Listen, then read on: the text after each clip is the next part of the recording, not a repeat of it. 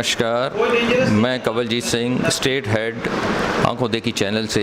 इस वक्त हम डॉक्टर AC शुक्ला जो चानन देवी हॉस्पिटल के MS हैं, उनके पास आए हैं ये जानने के लिए कि कोरोना की व्यवस्था कैसी है इस हॉस्पिटल में। पहले फेजेस हमने कैसे फेस किए और अगला फेज़ जो आने वाला है जिसके लिए सारी जनता डरी हुई है, उसके लिए हमारे पास क्या क्या तैयारियां हैं, इस बारे में हम छोटी सी एक वार्तालाप डॉक्टर शुक्ला से करेंगे। देखिए, ऐसा है, कोरोना ने अपने हर फेज़ में, मेरे को लगता है हर लोगों को भी बहुत सिखाया, मेडिकल फ्रेटर्निटी को भी बहुत सिखाया, और मुझे लगता है आगे भी शायद अगर वैक्सीनेशन अच्छा हो जाए और मेडिकल फ्रेटर्निटी के पास सारी फैसिलिटीज़ रहेंगी तो कंट्रोल हो सकता है कोविड पे। कोविड बेसिकली एक पेंडेमिक के रूप में आया पिछले साल, और इसने उस टाइम पे जरूर सबों को, कहते हैं ना, एक तरह से कहना चाहिएगा, सदमे में ले लिया सबों को। बट ये था कि हमारी मेडिकल फ्रेटर्निटी ने उस चैलेंज को एक्सेप्ट किया।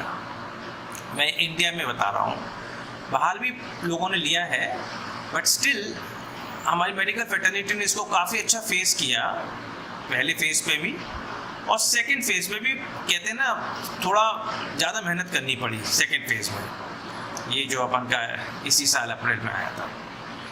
बाकी ये है कि जितनी ब्रेवरी से फेस कर सकते थे विद ऑल फैसिलिटीज़ अवेलेबल, मैं कहता हूँ it was a very good challenge. Mortality हुई इंडिया में नहीं, पूरी वर्ल्ड में मोर्टेलिटी हुई है।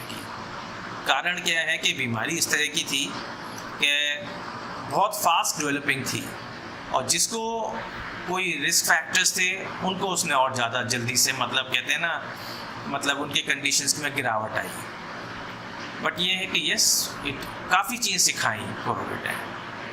जहाँ तक कि थर्ड फेज़ की बात है, थर्ड फेज़ में अभी मुझे लगता है यदि इंडिया में जिस हिसाब से हमारा वैक्सीनेशन की ड्राइव चल रही है, कहते हैं दुनिया में इतनी अच्छी नहीं चल रही जो वैक्सीनेशन की ड्राइव है जितनी हमारी कंट्री में चल रही है। और मुझे लगता है उससे प्लस जो नॉर्म्स हैं, सोशल डिस्टेंसिंग है, हैंड हाइजीन है, ये सब चीज़ें थोड़ी सी ना अगर ढंग से स्ट्रिक्टली मेंटेन हो तो मुझे लगता है कि काफ़ी हद तक हम लोग कोविड को रोक सकेंगे। एक हमारे बहुत लर्नेड प्रोफेसर हैं, उनके द्वारा भी सुना था कि ये अभी कम से कम 1 साल आपको इस बीमारी से बच के रहना है। 1 साल। मैं आज अगर सितंबर चल रहा है तो मैं नेक्स्ट सितंबर की भी बात करूँगा कि नेक्स्ट सितंबर तक हमारे को इस बीमारी से बच के रहना है। क्यों? क्योंकि ये बीमारी अभी चलेगी। फेज़ हो सकता है कम ज़्यादा, बट ये है कि अगर हमारे प्रिकॉशंस रहे तो ये अपना उग्र रूप ना ले पाएगी। This is the only message we want to give कि कंटिन्यू करो, मास्क पहनना, सोशल डिस्टेंसिंग और hand hygiene, these are the very important things in life. और प्रॉब्लम होए कोई भी तो हॉस्पिटल्स को इमीडिएटली या अपने डॉक्टर्स को कंसर्न हो उसको रश करें, उसके पास चले जाए। Thank you. एक छोटा सा क्वेश्चन और है डॉक्टर साहब, जिनको 2 इंजेक्शन लग चुके हैं इस बीमारी के, उसके बाद उनको कितना और ख़तरा है अब थर्ड वेरिएंट में? देखिए, वैक्सीन का बार बार ये एम्फेसाइज करना है, वैक्सीन जो है आपकी बीमारी की सिवियरिटी को कम कर सकती है। वैक्सीन प्रिवेंशन में नहीं रोल हैगा।